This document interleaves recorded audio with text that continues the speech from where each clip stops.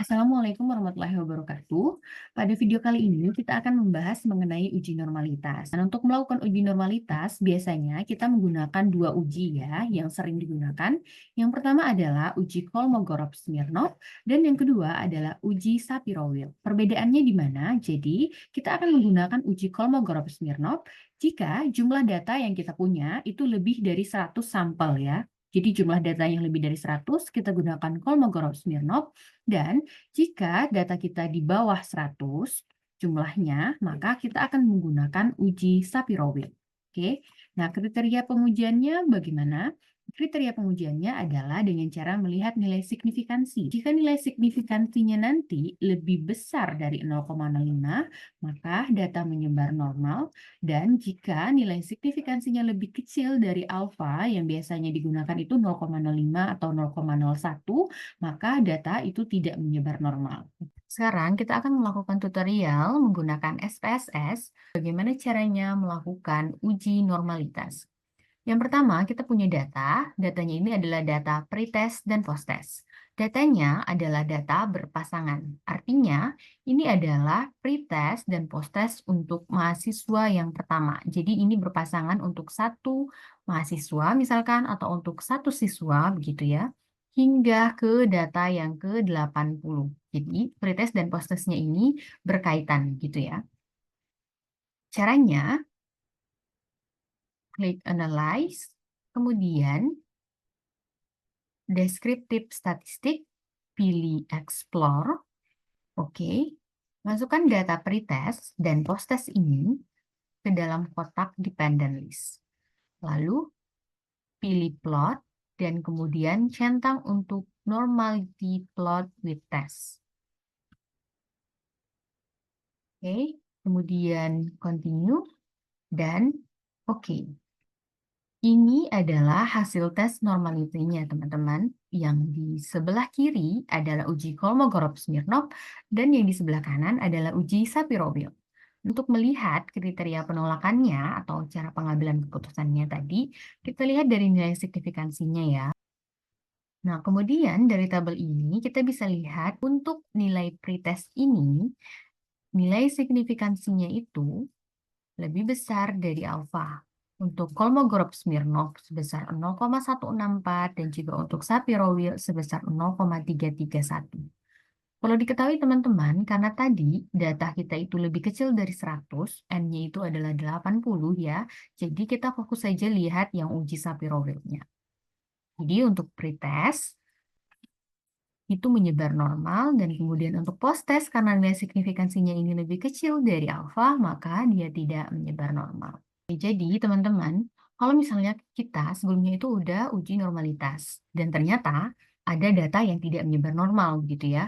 Sedangkan biasanya data itu harus mensyaratkan normal jika kita akan melakukan uji, semisal uji T, itu kan adalah uji parametrik ya.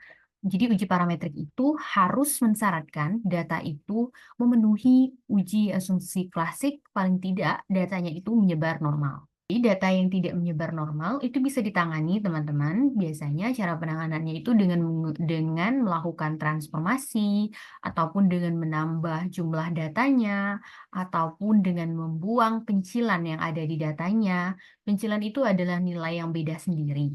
Nah, jika misalkan ya kita sudah melakukan transformasi, transformasinya sudah kita learn-kan datanya, ataupun sudah kita log-kan datanya, ataupun datanya sudah kita standarisasi, baru setelah itu kita lakukan uji normalitas, ternyata datanya tidak normal, maka kita tidak bisa melakukan uji T ya. Nah, jika kita tidak bisa melakukan uji T, maka kita bisa menggunakan alternatif lain.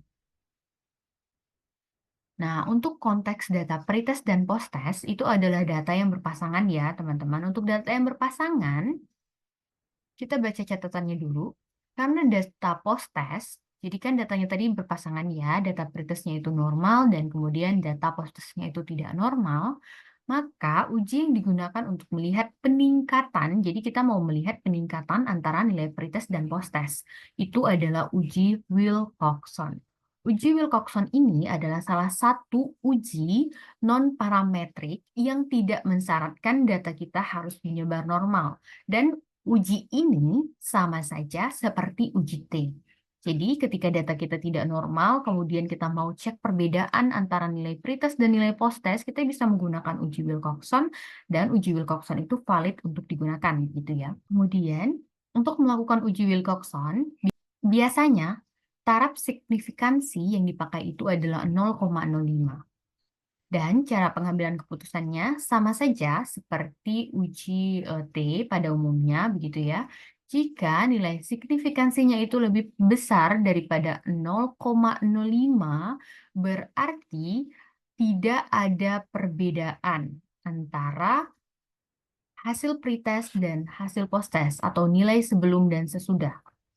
Kemudian, jika nilai signifikansinya itu di bawah 0,05, maka H0 ditolak dan HA diterima. Artinya ada perbedaan antara nilai pretest dan nilai posttest, gitu ya.